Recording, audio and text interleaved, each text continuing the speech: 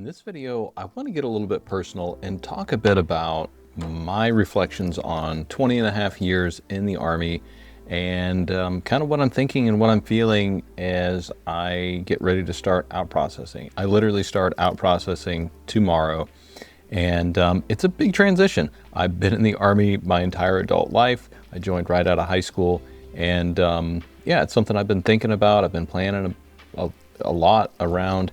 And I think there's some things that I've done really well and some things that maybe I could have done a little bit better. But overall, I'm mostly feeling excited. I'm just ready. You know, whenever you're ready, you're ready. There's a lot of trade-offs for military in general. But the biggest one for me, and I wrote an article about this, you know, kind of the sacrifice that you don't think about is kind of giving up your identity. You just assume the identity of whatever role you're in the Army, and some of those you're really well suited for, others maybe not so much. But the cool thing about the military and the Army is that if you don't like what you're doing, you can generally swap around, try something else, and kind of go from there. But for me, one of the biggest things was just feeling limited on some of the more creative things that I want to do and just being able to control my time. And that's something that, you know, I'm still working through. That's caused a lot of other issues and things like that. But, you know, through therapy and things like that, I've definitely come a long way. I've got a long way to go, I think, but I feel like I'm in a much better spot than I was a year ago.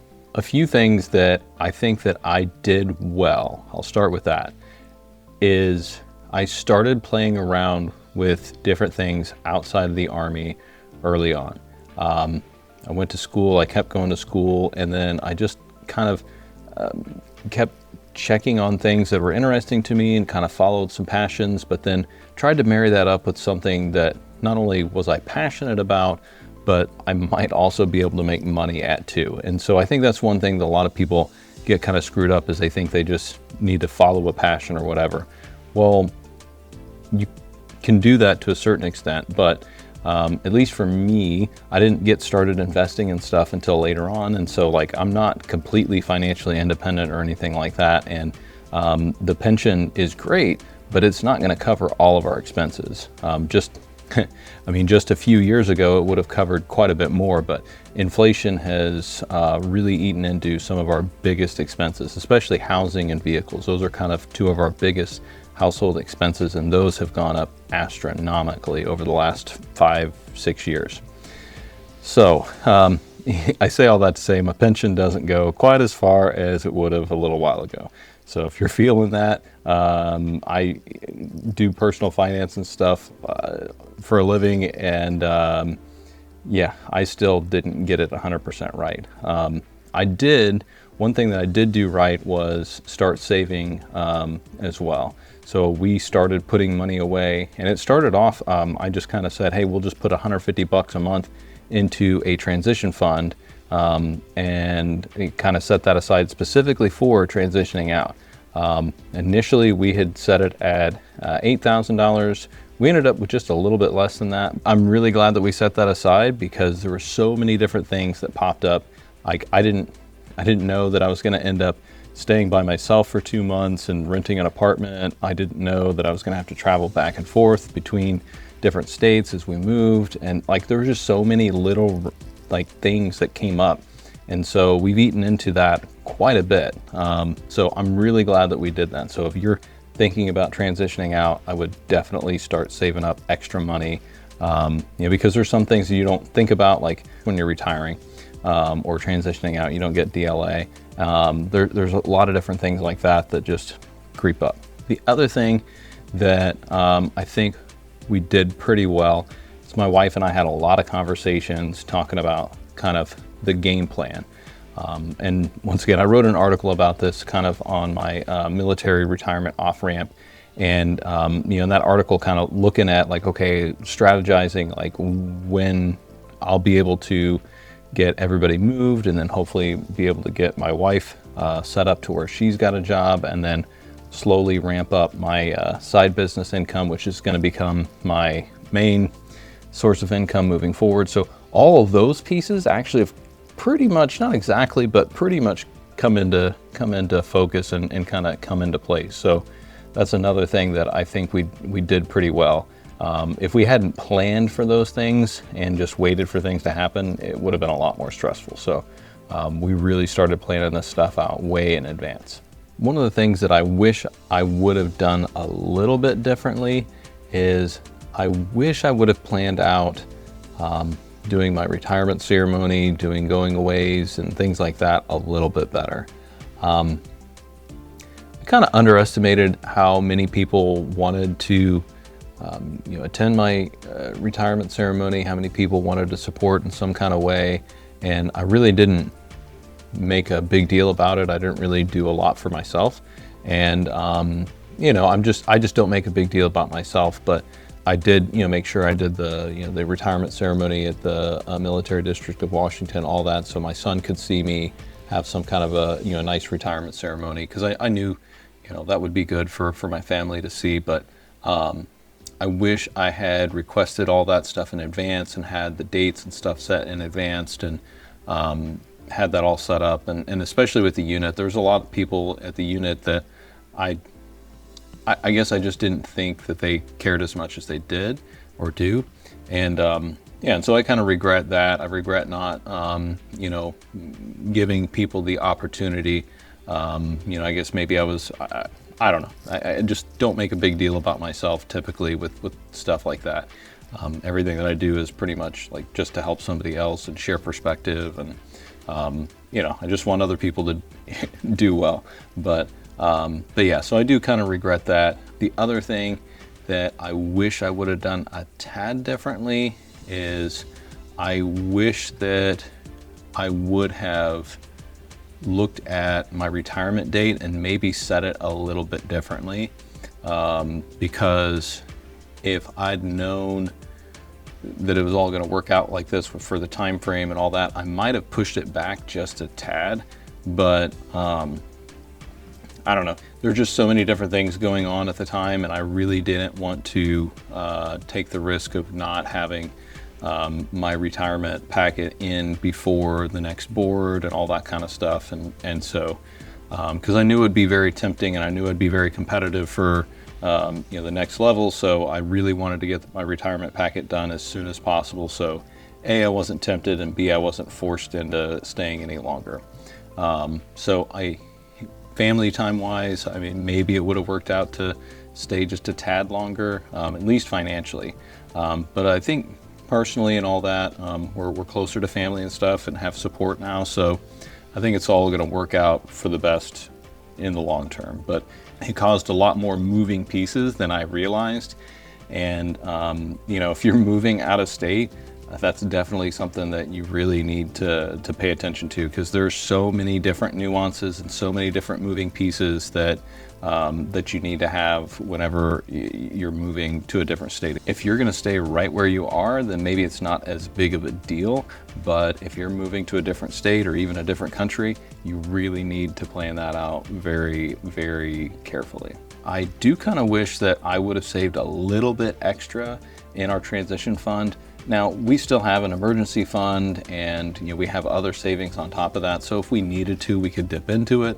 Luckily, we don't need to. We're still going to have enough in the transition fund, and like I said, the kind of pieces and parts kind of came together as far as my wife being able to find a job and my side business is doing well, but that might not have worked that way. If it hadn't, then we would have been dipping into some other savings. So I really feel like if I could do it again, I would save up even more. I would probably have about 3 or 4 months of expenses in the transition fund. So so for us, that would have been about $15,000, somewhere around in there. And so basically twice what we had. If you can do that, that's great. If not, save as much as you can and start cutting expenses as much as you can before you start to transition out, because those bills are going to keep going if you don't cut them off.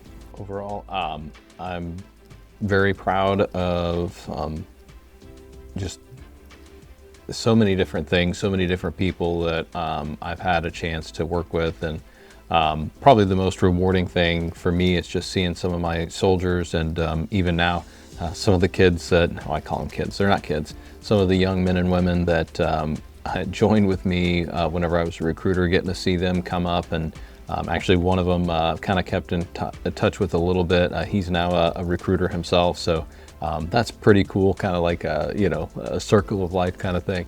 I mean, there's so many different things. I mean, from getting to be on the honor guard and just see the care and the pain and the sacrifice, like firsthand, of doing funerals and things like that. That was something that was really opened my eyes, made me think about things. That was right after I got back from Iraq, and like deploying for 15 months during the surge, like that was that was an experience for sure, especially for a 19-year-old kid.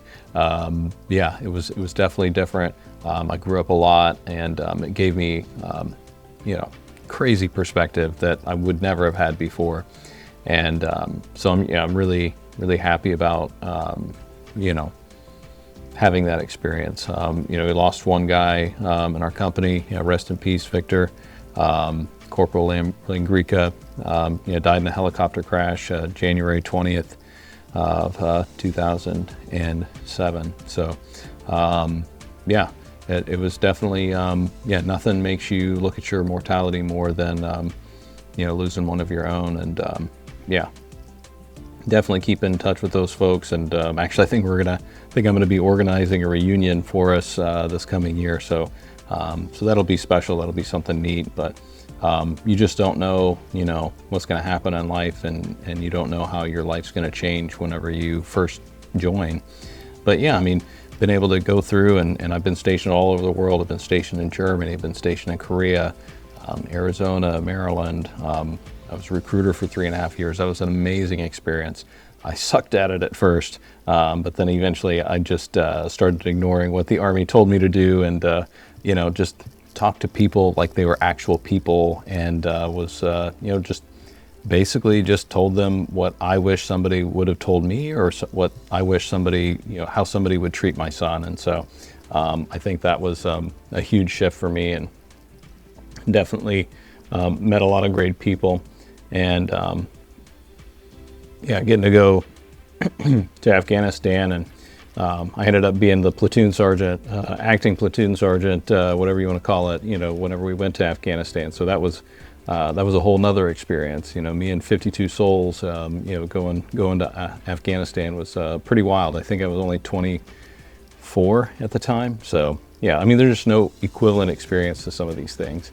And and then I got the opportunity to lead be in charge of a whole facility whenever I was in Korea, and that was an amazing experience. Whenever I first got there, people weren't getting paid and all that, and that was actually whenever I started helping soldiers with money and stuff like that, and kind of started pushing me toward learning more about this stuff so I could help my soldiers, and then eventually it's turned into something that I'm going to pursue as a career afterwards. So you just never know if you're open to opportunities. You just don't know exactly, where life will take you. But more importantly, I had 21 soldiers, at the most whenever I was there, and some of those soldiers they're some of the best young NCOs that you're going to find, and officers now, and some of them are out and have families and all that. But that was one of those high impact moments. Finishing up my time, I was got to be a first sergeant for 9 months, and me and my commander, she was an amazing young woman, and just fiery, and just really getting after things, and I really appreciated that. So shout out to you, Bernie. You're amazing. But yeah, now she's out doing awesome things with the USO and all that, continuing to serve troops, and doing great things. We were able to get a lot of stuff done for people. We were able to get people's finances fixed. We were able to get all kinds of stuff done that just needed to get done. It was kind of thankless, and I spent a lot of hours, but once again, it was one of those points in my career that I'm very, very proud of. Wasn't perfect, of course, but I feel like yeah, did a you know I think it was one of my best performances as an NCO. But yeah, and then getting to finish up as an inspector general and just be able to help people in a different kind of way and be able to give commanders guidance and help them understand like left and right limits of what they can do, what they can't do, and all that kind of stuff, and be able to do and do inspections that end up shaping policy and things at a higher level. That's that's really been rewarding in a different way. It's been pretty lonely. You don't get invited to many parties as an IG, but but it is what it is. It's been fun, but it's time to go. I'm like I said, I'm ready. I'm excited, and overall, I think that knowing what I'm retiring to is probably the single most helpful thing right now, because just being able to have something to focus on, and not just turn away from this and always wonder, well, what am I going to do, or should I just stay, or what about the money, or anything like that. Just having our personal finances straight, knowing exactly what we're going to and all that, and getting all of those pieces in place has really been a game changer. I've seen other people that are getting out and have no idea what they're going to do, and that stress is real. So yeah, don't do it to yourself. Make sure that as soon as you know that you're going to be getting out, start finding what you're going to go to and start taking actionable steps toward it. Make phone calls with people in the business. Ask for their, buy their time, buy them lunch, buy them breakfast, buy them a coffee, whatever, and do what you can to go to conferences or other events that are in the area of expertise that you want to get into next, or whatever it is. If you take the same figure it out attitude that you have in the military and apply that to whatever you're doing next, you will be amazed at how much you can do if you just go and you just figure it out and you just keep putting in effort and just keep after it. And pretty soon you'll look up and you're gonna be like, wow, this is pretty neat. Got a whole thing built outside of the military, and it's been amazing to see that happen. And it hasn't happened overnight. I've been working on this for several years, and it's been really fun. It is a little bit weird though, because once you're gone, you're not getting the phone calls, you're not getting the texts, all that kind of stuff. You don't check the emails. It's kind of creepy quiet, honestly. It's kind of like it's like the first time you realize that you've got tinnitus, or at least for me, that was like a weird feeling, whenever you're like, hey, there's no noise, but there's just like buzzing, and it's like almost like that, but like a feeling, like an emotion. It's like kind of like that, I don't know, like a pang of loneliness, I guess, because we haven't really established anything yet. We moved and all that. We've got family and stuff kind of close, but we just kind of underestimated. We've been gone, for 20 years, so the relationships and stuff with your family and all that are just not there.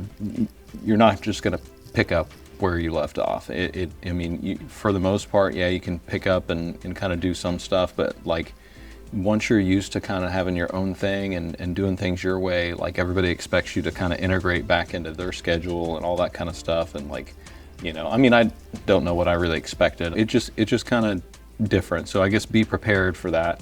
I'm sure I'll have some more emotions and things like that come through the week, but overall, just gonna start first thing tomorrow morning and start running down the list. I got everything printed out and ready to go. So before you know it, I will be on terminal leave and right off into the sunset. Either way, I just thought I would share some of that stuff. If you're interested in hearing some of some more about my journey and things like that, I'll pin a comment in the bottom for my newsletter. That's where I generally write about my thoughts and things like that and share videos that I posted. So if you want to stay connected, or if you have any other suggestions or comments or anything else that that you think would be helpful for others, please post it in there. And yeah, check out one of my other videos. Subscribe if you're interested in learning about personal finances or want to get some free advice from a soon-to-be retired Master Sergeant from the Army. It's been really rewarding, but yeah, I'm ready to go.